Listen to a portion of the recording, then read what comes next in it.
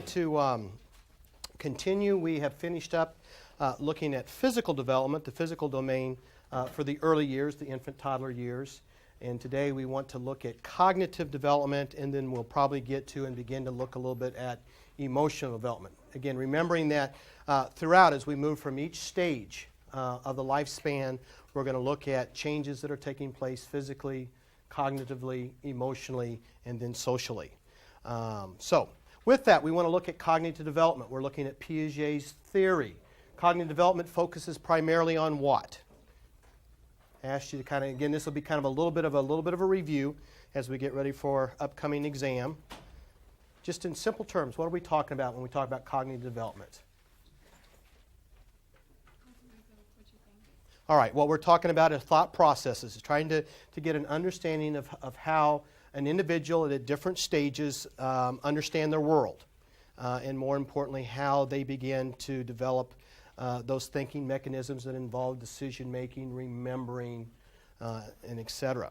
So, anyone remember, what do you remember about Piaget's theory in general?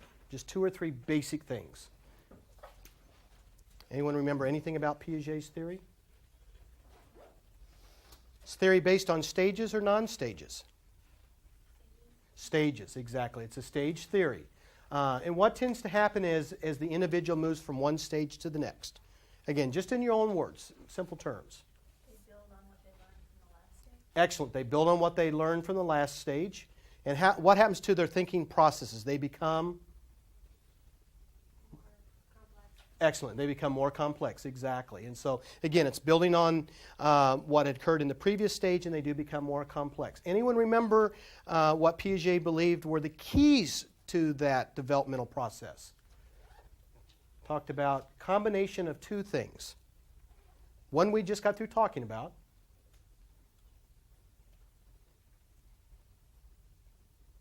What did we talk about our last session?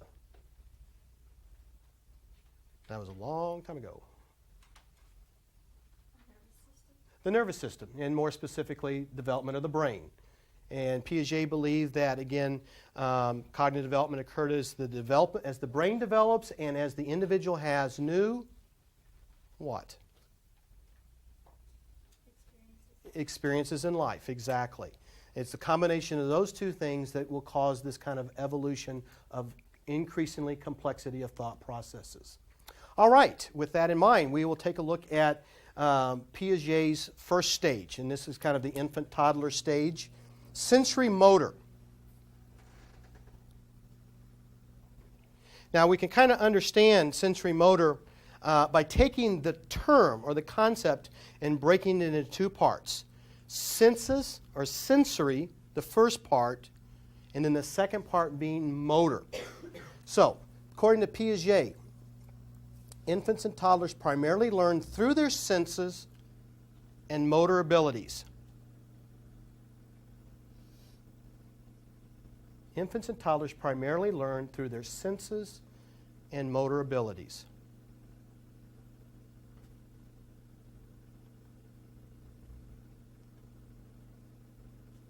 Now this goes back to what we were talking about during our last session when we were talking about brain development. And what did we say was the key to the development of the brain in terms of making those vital connections? Interactions, or more specifically remember, there were 2 key words we wanted you to hang on to, and it's directly related to this first stage. Anyone remember? What's the key to the forming of the synapses? Sensory stimulation, exactly. And so, I mean, Piaget, I think, was pretty much on target years ago in the sense that it is through the sensory experiences or the sensory stimulation that the child begins to initially understand their world, because that's where they take in the information. Through what they see, what they hear, what they smell, what they taste, and what they touch. You know, it's their way of understanding and interacting with the world initially. Now, where does the motor abilities come in, do you think? Because this stage basically says that the child's going to understand through their senses and motor abilities. And this will make sense before we're done. Any thoughts about where motor abilities come into play? Again, so I'm a young child and I learn through my senses. What do my motor abilities allow or provide? Any thoughts? as I begin to have the ability to grasp objects, as I have the ability to crawl, and then as I have the ability to walk, how does that change my ability to experience the world, utilizing my senses? Okay, they can put things in their mouth. What is the ability to crawl and walk going to provide for me? Be the child. Yeah, and who now has control to some degree of exploring new things? They do, or I do as the child, exactly. You know, I'm still going to experience things through my senses, but when I'm really young, before my motor abilities have developed very far, who has to provide those experiences? Who has to provide the stimulation? Caregivers, particularly parents. But once I'm able to crawl, once I'm able to walk, once I'm more mobile, then I have the opportunities to provide for myself some of those experiences. I'm not as dependent on someone else now to provide all my sensory stimulation.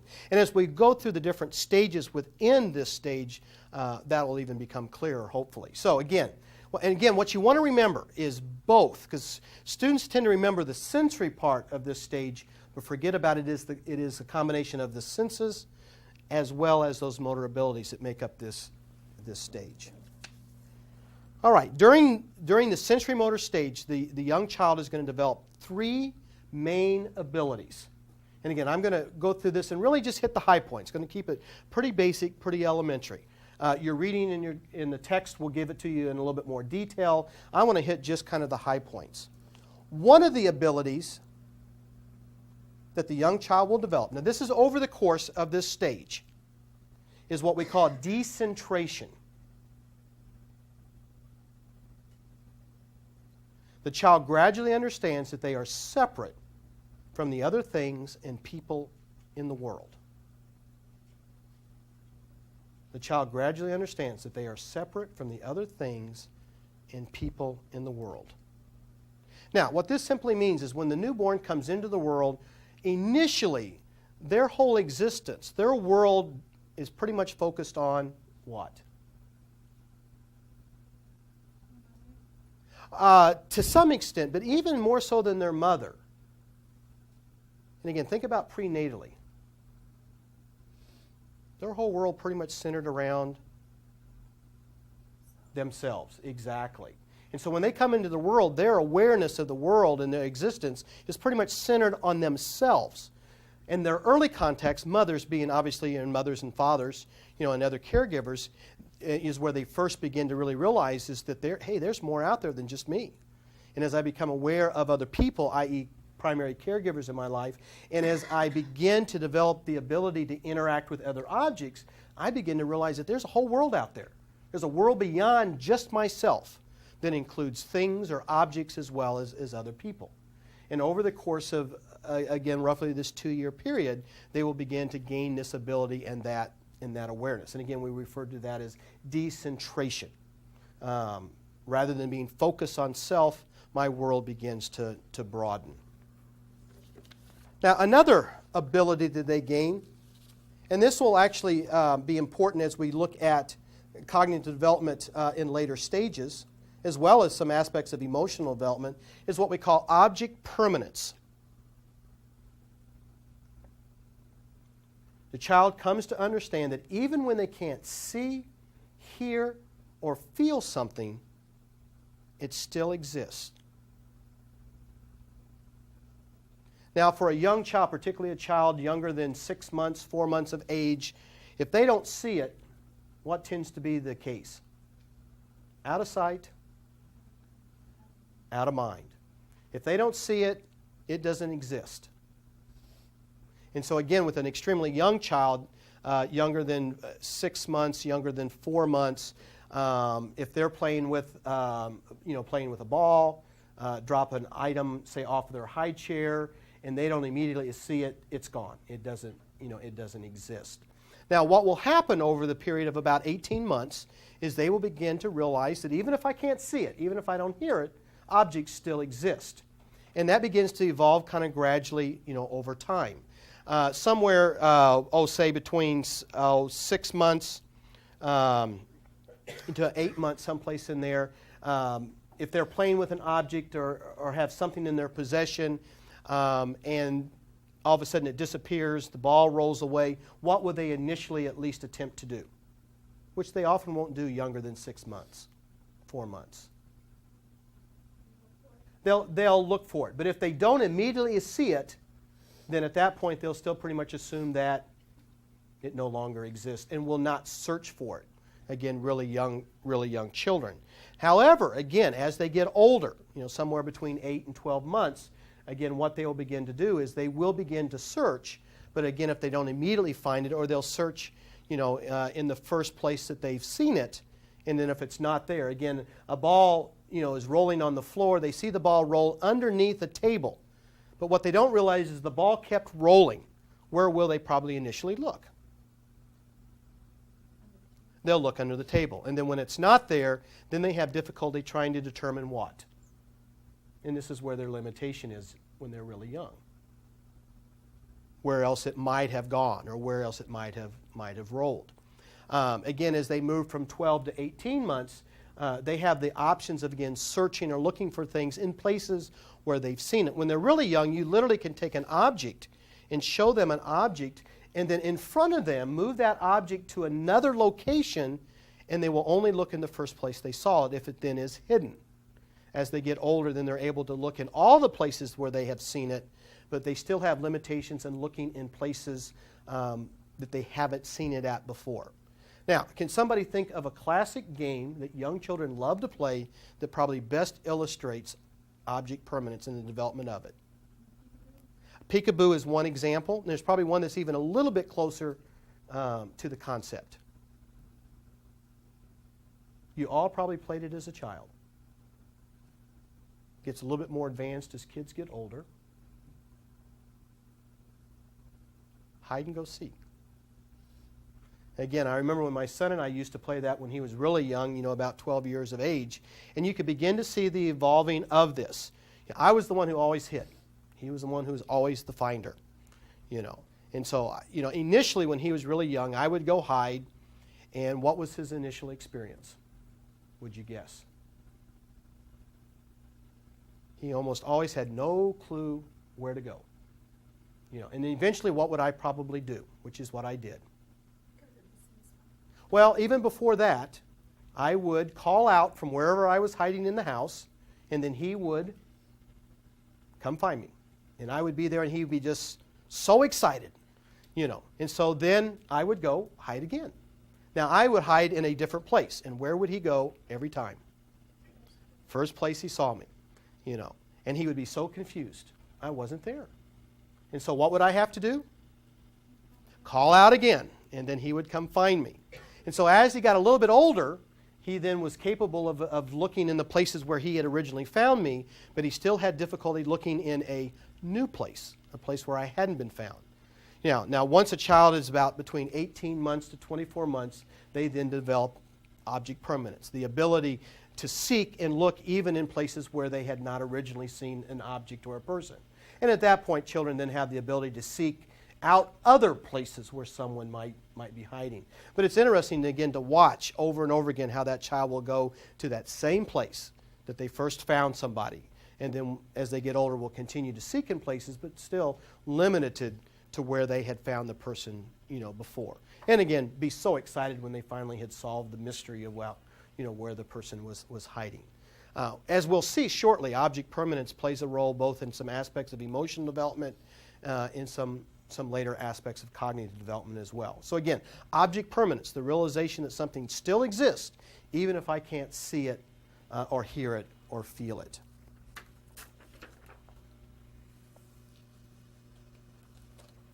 And the third ability, again, remember we're looking at the three key abilities that a child gains during the sensory motor stage.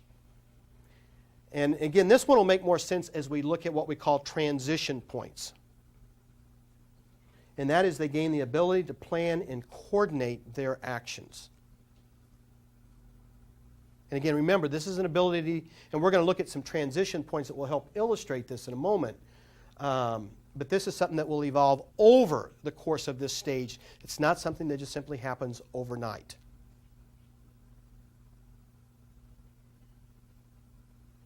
Okay, sensory motor. Child learns how? Primarily through their Senses and motor abilities. Decentration is, again, without glancing at your notes.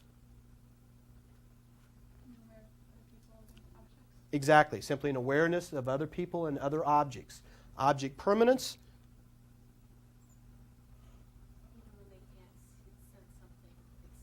Okay, even when I can't sense something, see it, hear it, or feel it, I realize it still exists. And then intentionality, the ability to plan and coordinate their actions. Now, one of the things that I found helpful, and again, your different textbooks will talk about different kind of substages within this broad stage of sensory motor.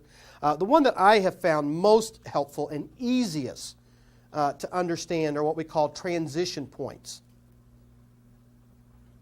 And this will kind of help us understand better what's happening as we move through this sensory motor stage. The test, basically what it's going to ask you is, at a given transition point, there's going to be a shift from something to something else. And in most cases, the end becomes the beginning of the transition. It's an easy way to kind of remember it and an easy way to kind of think about it. So what we have is what we call the 3-month transition. Somewhere roughly around 3 months, there's a shift or a transition from reflex to accidental discovery. Now remember, we said that most motor abilities was controlled how early in life? By reflexes. And here, at roughly about 3 months, we begin to see the transition or a shifting to where I'm not only totally in, not all my motor behavior is controlled by reflexes, but all of a sudden I begin accidentally to discover what? What do I begin to discover? Be the child. First 3 months of my life, basically everything is controlled by reflexes. What do I start to realize? Voluntary movement, exactly. And so that's that transition point. Now, probably between 6 months and 12 months, most of the reflexes will actually disappear and be totally controlled by voluntary movement. Now, what am I likely to discover? Most of my movements of arms and legs were by reflex initially. What do I start to discover? Again, you got to be the child. And it's, for the most part, accidental. I'm 3 months of age. Any thoughts about what I'm likely to discover? It's kind of hard to put yourself back in that 3-month-old. Yeah. And how do I discover it? All of a sudden, I begin to realize I've got control over my arms or my hands. And all of a sudden, my arm or my hand moves in front of your eyes. And then all of a sudden I start to realize it's the elementary foundation for cause and effect, trial and error. And all of a sudden I begin to realize I got some control over that. I kind of made that happen. But initially, at this transition point, it's largely accidental. And in the midst of that accident, all of a sudden what begins to happen in terms of hands and feet and toes sometimes? And again, for those that have been around young babies, begin to remember this or realize it. They go in the mouth, exactly. And so again, most of these discoveries are things that kind of happen by accident. I've got control over it, but I'm not necessarily initially what? I'm sorry? Yeah, or at least I'm not intentionally making it happen. I realize that I do have some control over that, but I'm not necessarily making it happen. These are things that just kind of tend to occur. And if you've ever watched a young baby, they are quite fascinated by those discoveries. But for the most part, they tend to be rather accidental. Now, somewhere around 8 months, and again, remember, the end of one transition point will mark the beginning of the next. So somewhere roughly around 8 months, we see a transition or a shift from accidental discovery to intentional behavior. And here again is where the child actually realizes that I can make things happen. And they will begin to repeat certain behaviors. Anybody think of some examples? Again, we're talking about an 8-month-old. What would be one of the kind of classic examples? Huh? Crawling is actually going to occur at this point and begin to realize that I can intentionally make that happen, and I now have control over movement differently than I ever did before. You hand an 8-month-old an object, say a rattle. What do they realize very quickly? It makes noise. And it makes noise when I shake it. When I move my wrist or my arm, it makes a noise. And all of a sudden I begin to realize, hey, I can make that happen anytime I want to. One of the things that I remember, again, with Matthew, and it's a fairly common play object for this age group, are what I call the little mobiles. You know, that you lay the infant underneath, and they lay on their back underneath this mobile. And what's the purpose of the mobile? And what do, again, young children very quickly realize and learn? Anyone remember? Not in terms of your own experience, but watching babies underneath one of these? And again, everyone's probably a little bit different, but they begin to realize that, and there are often objects hanging down underneath the mobile. And they begin to realize what? If I hit one of those objects, it may spin around. Or if I hit a certain object, it'll make a certain noise. And what does the new baby tend to do once they start to discover that they can make those things happen?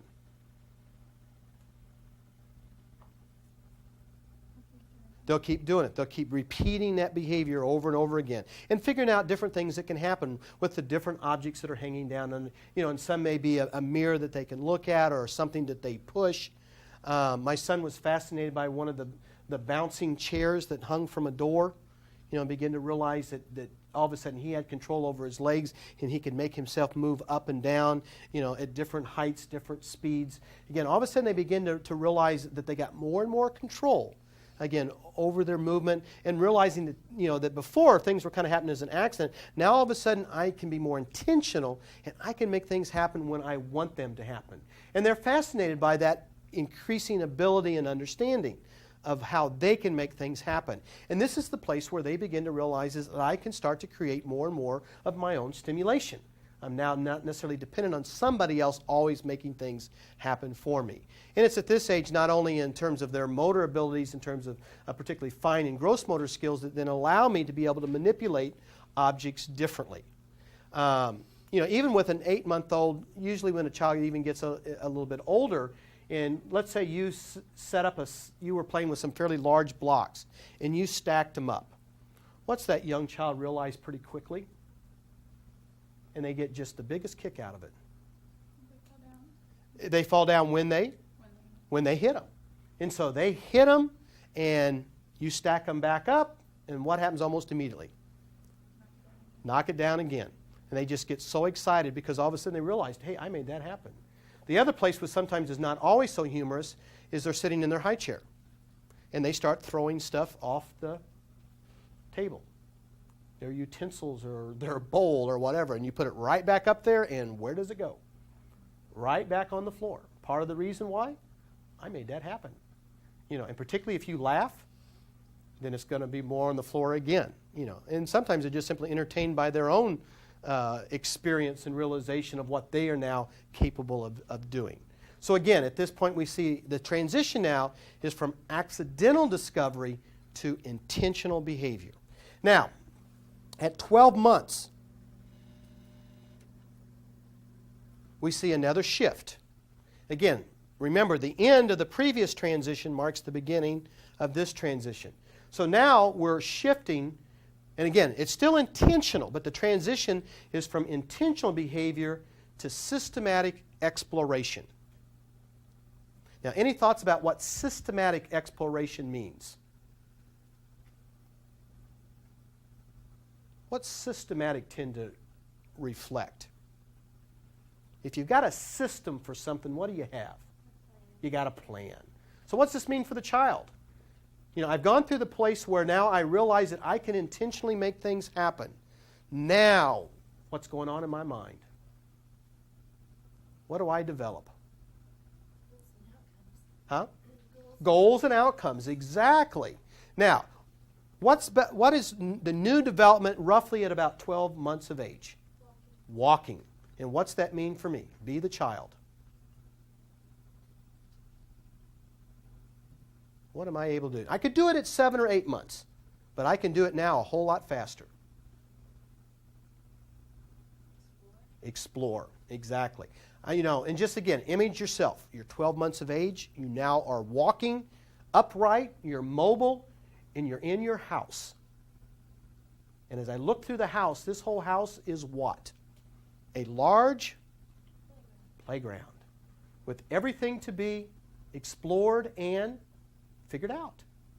You know, and again, be that child at 12 months. Man, this is exciting stuff. Because prior to this time, you know, I don't know how all this stuff works, but I'm going to figure it out.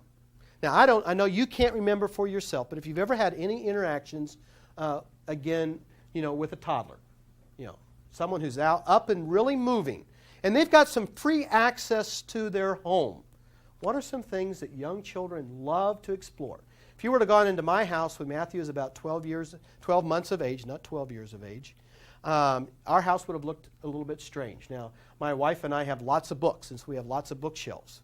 But at 12 months of age, if you were gone in our house, you would have seen books, but they would have been halfway up. And everything down below on every shelf about halfway up would have been empty. Why?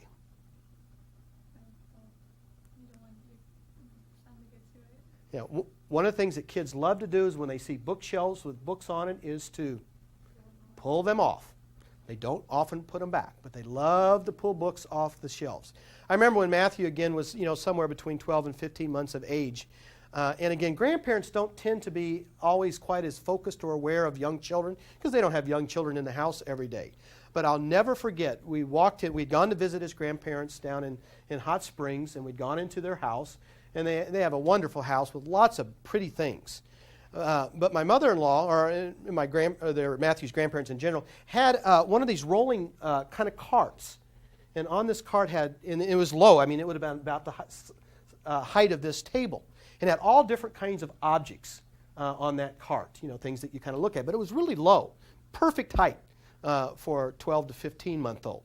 Well, one of the things on that cart I remember was a glass egg, that was on a little stand. Now, to a 12, 15-month-old, or more specifically Matthew, what did that glass egg represent? Would you guess? More specific. You're exactly right. It represented a toy, but a particular ball. Anything round to my son, and he grew up loving balls from almost day one. This thing was close enough to being round, which meant if it's round, it is a ball. If it is a ball, it's intended to be thrown. And I mean, he saw that object and headed immediately to it. He was a kid with a plan, So anyway, and of course, grandparents kind of tend to get a little bit kind of frustrated, like they're supposed to know not to keep their hands on things. Well, long story short, that little cart ended up getting rolled into another room, until we left.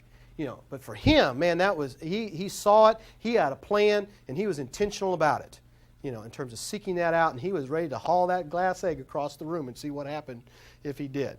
And he always was that way, that if it was round, it was going to be thrown. So you had to be very much aware of that. Can you think of some other examples of the kinds of things that a 12, 15-month-old is actually likely to systematically seek out and want to experience? And again, if you haven't been around this age group, it's hard to think of examples right off.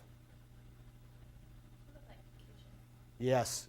One of the favorite places for this age group is kitchen. And again, that's one of the reasons why we talk a lot about child-proofing a home. Or at least being aware of what children are going to get into. And they love to get in. Again, think about how kitchens are organized. Once they're tall enough, what are the things that they're most interested in? And again, between 12, 15, 18 months, they are very capable of climbing on chairs and seeing what's above the chair.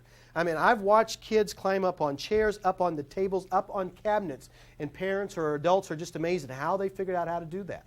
Again, it's why with this age group, you'd better be watching and watching closely because they are really fast. What else? Again, thinking for the moment of the kitchen. Pots and pans. Again, a lot of the pots and pans tend to be in those lower section of cabinets. And they love to take them out. And not only take them out, they love to see what happens when they are banged together, kinds of things. What else tends to be located just above the pots and pan cabinets?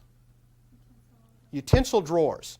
Ever watch the 12? You open that drawer and that stuff is coming out everywhere. If you leave them and you don't mind them playing with it, pretty soon they'll figure out what the utensils will do along with the pots and pans. Again, systematic exploration. Let's figure out how things work. What happens when you hit this object with this object?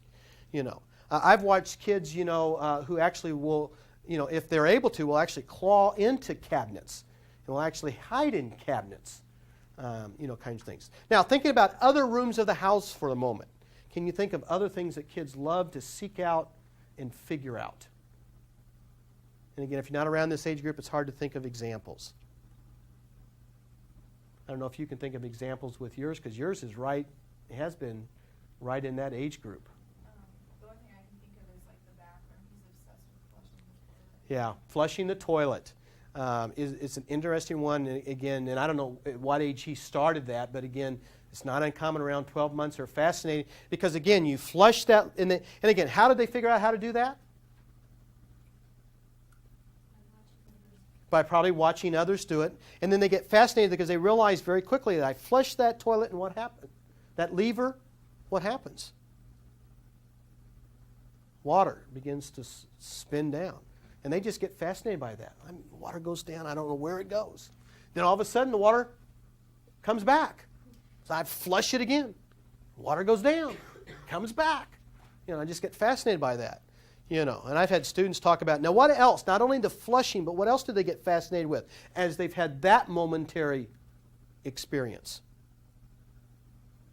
And hopefully this isn't a common one. I had a student where it was, in terms of her child. Water goes down.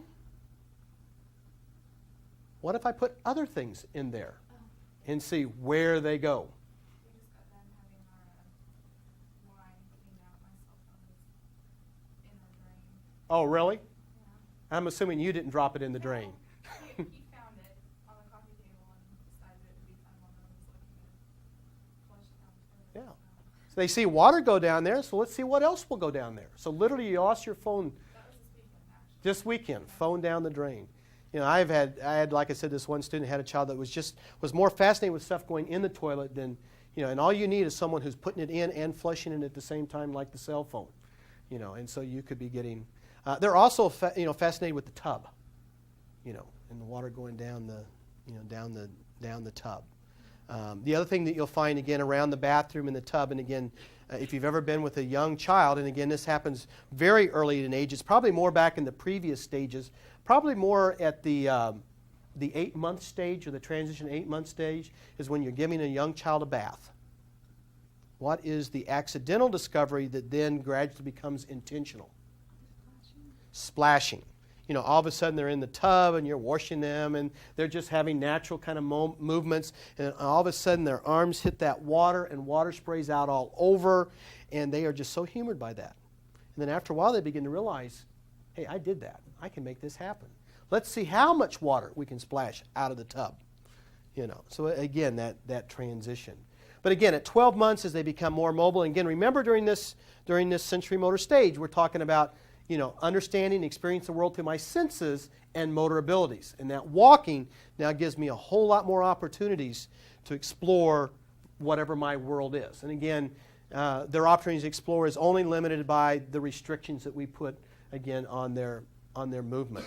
My son learned pretty early on, again, probably around somewhere between 12 and 18 months. And again, this goes back to the social learning or the observation, and what they remember was fascinated with stereo system. We had a stereo system that was, again, it was a combination TV cabinet with a stereo system that sat right next to it. And it had glass doors on it. And he learned very quickly that if you push on the glass door, it releases and it opens. You know, and he learned very early on how to turn the TV on and off. He learned very quickly how to turn the stereo systems on and off. And when he was really young, a lot of times when we were doing other things around the house, we would listen to music almost more than we would watch TV. And so very quickly he learned what about the stereo system. And again, we had to kind of make some modifications to our stereo cabinet. Volume. He was fast, you know, you would turn your back, and you could be in the same room, and he learned very quickly the volume. If you turn this one, it gets louder. And we would turn our backs, and he'd crank that volume up. You know, we'd come back and turn it down, and he would be so humored by that. We'd turn around, he'd crank that volume, you know, back up. He was fascinated by that as well. The other thing that again, and it's changing now as we've moved to new technology, but back when Matthew was really young, it was before DVDs. So before DVDs was the VCRs. What do young kids learn? Again, a lot initially from social learning. Put stuff in where the tape player goes. And we have heard all kinds, or I have in all the years that I've taught, all kinds of fascinating stories about the things that have been inserted into a VCR. Again, because they watch someone put a tape in there and things happen. Again, but they're not old enough cognitively to necessarily understand that only tapes go in there. Anything that will fit into that little slot is fair game. I've literally had other parents talk about Pop-Tarts, sandwiches going in the VCR. This is a true story. This really did happen. We had an old VCR, and when my wife and I originally got married, we had 2 remotes to that VCR. Well, somewhere after probably about 12 months or 15 months after child, one was missing. But we never really thought anything about it. Just we couldn't find it. It got misplaced. We had the other one, so it was no big deal. Well, we had something go wrong with the VCR at one point, so we took it in to have it cleaned and repaired. And so I remember going to pick it up. And the guy who had worked on it said, "Are you missing anything?"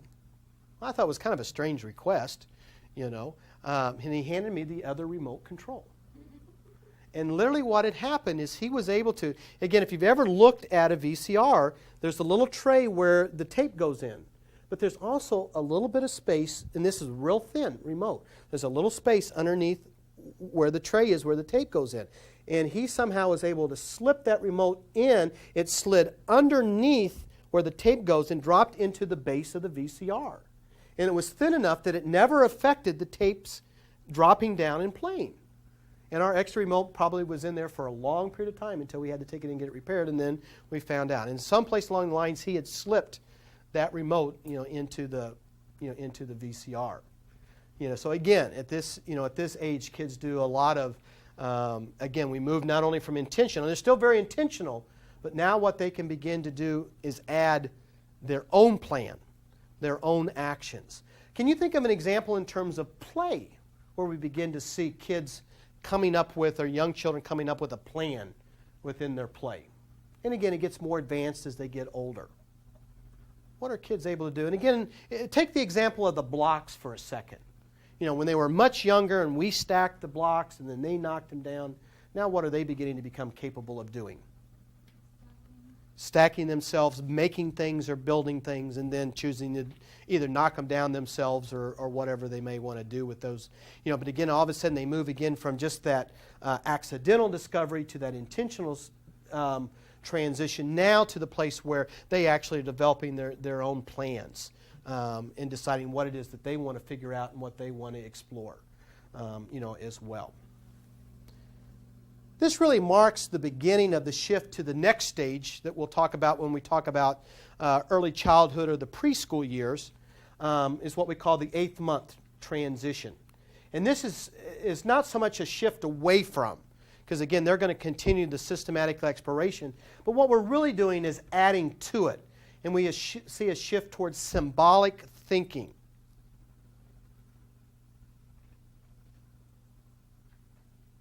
Symbolic thinking.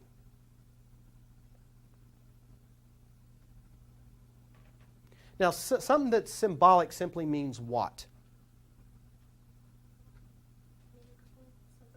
Something meaningful. And so a lot of times we talk about symbolic thinking, and we talk about symbols. And we think of some symbol or some object that represents or has meaning something else. Now, what would be something in a child's life that would begin to start to really expand at around 18 months that would be reflective of symbolic thinking? Okay, language. As they begin to develop language and they start to learn and understand the meaning of words. And words are a symbol. And again, you used a good example in terms of shapes. We say this shape is a square. And the child begins to realize and recognize shapes or colors, to some extent. But they do, on an elementary level, start to realize that certain words stand for something else. Now, obviously, that's going to get more and more advanced as their vocabulary increases and they understand the meaning of words. Can you think of another common activity of young children that is actually symbolic? Something they do that represents something or something else. And starts to really come into play around 18 months. It will happen earlier. Something that young kids like to do. Involves fine motor abilities. Draw. I wasn't thinking so much of on the walls, but if you give a child a piece of paper and a marker or a Crayola or something to draw with, what will they do? Really, young children will simply scribble, but they will make an attempt to draw a picture. Now, if you look at a very elementary drawn picture of a young child that's just scribbling, we look at that and we say it doesn't look like anything. But if you ask the child what they've drawn, what will they tell you? What it is. That represents something. It's a symbol. You look at it and it means really virtually nothing. It's just scribbles and lines on a page. But the child's attempting to tell a story, or it represents some object or something that they've drawn. It's not just scribbles on the page. Now, obviously, as they hit the ages of 4 and 5 and they get older, all of a sudden those scribbles begin to take on images or pictures that we can, that represent something that has meaning to us as well, or that we can recognize. But again, the development of language, drawing, those are the shift to, again, symbolic thinking. That really will mark the beginning of Piaget's next stage. Now, so first stage, sensory motor, you want to be aware of the 4 transition points. The exam will simply identify that there's a shift at a certain age, be it 3, 8, there's a shift from something to something. You just need to be aware of what we're transitioning from to, and it should be fairly easy. Now, one of the things that, as we've talked about Piaget and as we look at the different cognitive stages within Piaget's theory, we'll largely present the information that his research studies show. And for the most part, Piaget really provides us a good understanding, some important understanding of how children learn to process information and construct knowledge. One thing I think that's important to keep in mind about Piaget is that research that's come since his early studies have probably discovered that what Piaget did and how he did it probably was pretty accurate. But some of his methods were probably pretty elementary. And what we've come to realize is that Piaget was probably on target in terms of the evolving process, that the one thing that Piaget probably did was underestimate children's ability. And you might want to make a note of that, because more recent, and we'll illustrate that when we get to some of the other stages, is that more recent studies have found that Piaget probably wasn't incorrect in terms of what his position was and what his principles were, but probably children were able and had understanding far younger than what Piaget's experiments had shown. And so the process, the stages, the steps are probably fairly accurate, but children probably understand concepts of much earlier than what Piaget probably had given credit to. The next time we get together, we're going to begin to take a look at emotional development. We're going to look at the concept of attachment, which will really be a combination of emotional and social, because it'll represent the child's early social interactions and that very important aspect of emotional development that will evolve. And so we'll look at the issue of attachment, emotional development. We'll look at some common experiences that young children deal with in terms of fear of strangers, separation anxiety, and what those are about. We'll also, the next time, talk about the father's role in terms of the development of the early attachment experience.